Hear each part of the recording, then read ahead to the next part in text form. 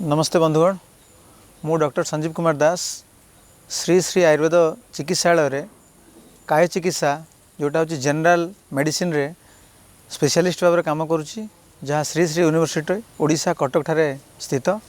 आज आपण मान सामने मु गोटे वर्षा दिन में होता गोटे रोग विषय आलोचना करी और तार केमिति निराकरण कि तार केमि चिकित्सा करा से विषय मुझे आपण मान पाखे किसी प्रस्ताव रखी। आपण मैंने शुणी थे गोटे रोगर ना से हेपाटाइटिस। अच्छा, हेपाटाइटिस अर्थ आप बुझुं कौन? हेपाटाइटिस अर्थ हूँ कौन? हेपा मान हूँ लिवर, टाइटिस मान हूँ इनफ्लामेशन। जदि आपणकर लिवरटा बा जकृत आपणकर संक्रमण कारण टिके फुलीगला बा इनफ्लामेशन है से आम कहूँ हेपाटाइटिस।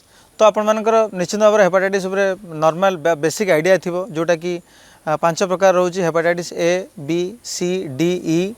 किंतु आम मुख्यतः भाव में आलोचना करवा आज वर्षा दिन में जो हेपाटाइटिसटा होटा विशेष भाव में हेपाटाइटिस ए कैटेगरी रोचे। कौन हो ना आम मैंने प्रदूषित बा कंटामिनेटेड खाद्य, कंटामिनेटेड पानी, प्रदूषित पानी किंबा रास्तार आम देखुवा साधारणतः आजिकल गुपचुप लोक खाऊँ से गुपचुप पानी को पी दौरान किंबा पानीटा को न फुटे सेमती थी आम पी दौचु। तेणु यही सबू बेसिकाली बा मुख्यतः भाव में प्रदूषित खाद्य पानीय यही सब नवा द्वारा हेपाटाइटिस ए रोग होता है।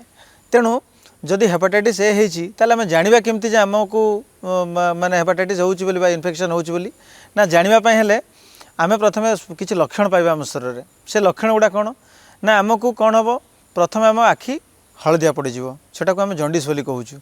आउ कौन हम ना आम पेट आम राइट साइड पेट को जब चिपिबू सेटा बहुत दर्ज हम ता सहित पेट पेन भी हम आमर।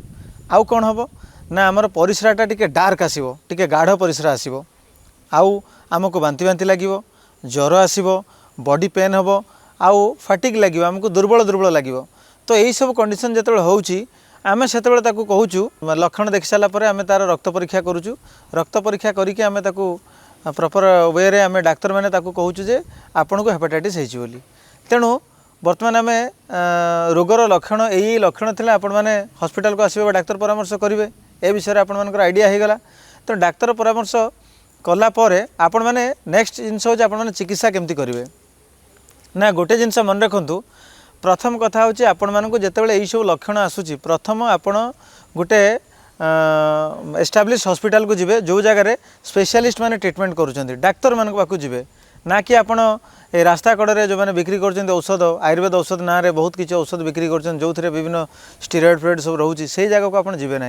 जमती आमर गोटे establish hospital Shri Shri Ayurveda hospital जोटा श्री श्री यूनिवर्सिटी अच्छी आमर कटक ठारे अच्छी ओडिशा रे अच्छी सेमती हॉस्पिटल को आसवे जो आम स्पेशलिस्ट भाव में चिकित्सा दौचु।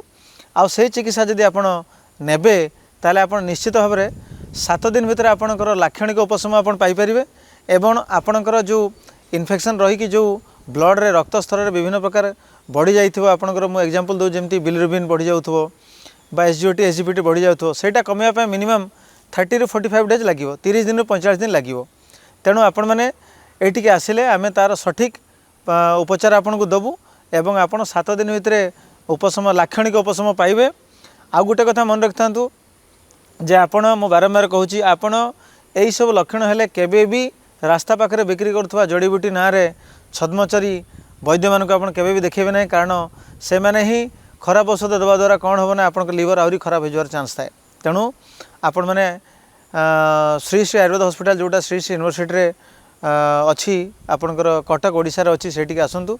आउ यही वर्षा दिन में जेहेतु बहुत स्टूडेंट्स आमर अच्छा यूनिवर्सिटी रे तेणु प्राय बाहर खाद्य खाई से इन्फेक्टेड हुंती एवं मोर बहुत एक्सपीरियंस भी यहाँ अच्छी। बहुत स्टूडेंट इन्फेक्टेड होगी जो आम पाक आसुँच एक्सक्लूसिव आम केवल आयुर्वेद ट्रीटमेंट ही दो प्रॉपर आयुर्वेद ट्रीटमेंट आम देकी भल करूँ जो मैंने कि 7 दिन भितर लाक्षणिक उपशम पाई जो लिवर एंजाइम्स गुड़ाक बढ़ी जाए सेटा कमिया मिनिमम 30 ରୁ 45 डेज लगी। तेणु आपण मैंने आसतु कंसल्ट करूँ एवं प्रकृत आयुर्वेद चिकित्सा एठू नहीं भल हो जातु जहाँद्वारा कि आपणकर लिवर ना खाली जंडिस रु ठीक मुक्ति पाइब हेपाटाइटिस रु मुक्ति पाइब सेटा लिवर को आम से स्ट्रंग करूँ जहाँफल आपणकर पाचन संस्थान भी ठीक हो जोटा मुझे कहली लक्षणिक जहाँ जहाँ भी होची भोक न लगे जंडिस रहा बांती बांती लगे पेट पेन हवा परिस्रा गाढ़ हवा यही सब जिन निश्चित भाव में ଠିକ୍ ହେଇଯିବ।